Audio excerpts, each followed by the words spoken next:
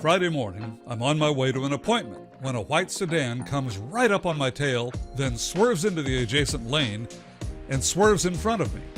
I lean on my horn as the white sedan speeds off onto the freeway entrance ramp, continuing to swerve in and out of traffic.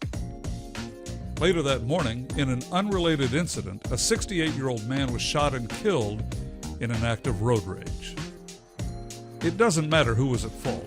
The net result is that one person lost his life and another person's life is ruined as he spends years in prison for the decisions he made. Two lives are wasted because they didn't like the way the other was driving. It was petty, and it ain't worth it. AAA estimates 8 out of 10 drivers exhibit some form of aggressive driving, which could include speeding, following too closely, swerving, blocking another driver, or cutting off other drivers, among other behaviors. But this post isn't about road rage.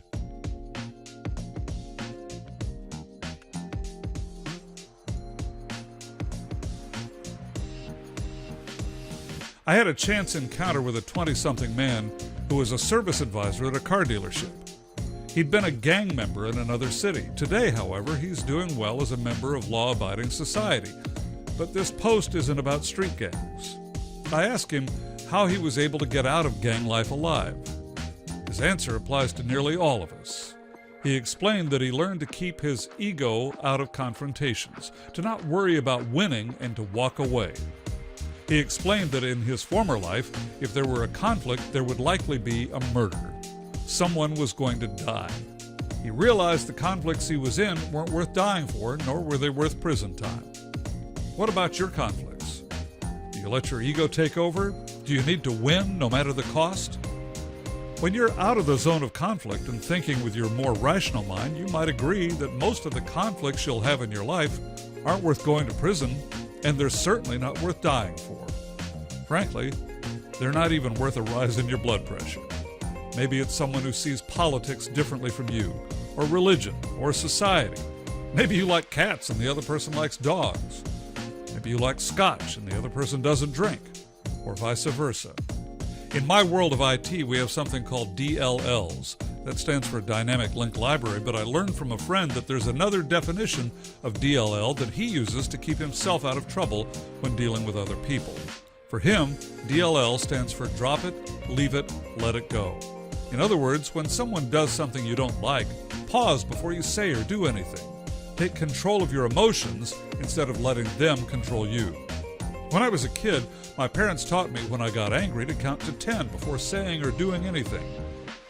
Somehow, I forgot that when it came to my car horn and people I perceive as bad drivers.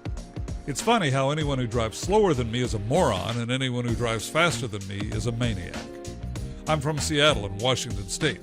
Deaths on our roads for 2021 were at a 20-year high due to speeding, aggressive driving, and distracted driving.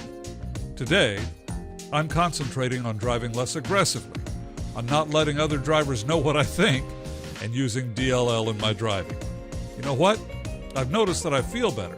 I'm more relaxed, and maybe I can avoid being another highway statistic.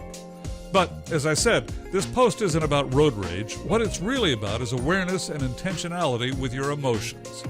I'm working on becoming more aware of those times when my ego gets in the way of good decisions, when my emotions might lead me to say or do something I later regret.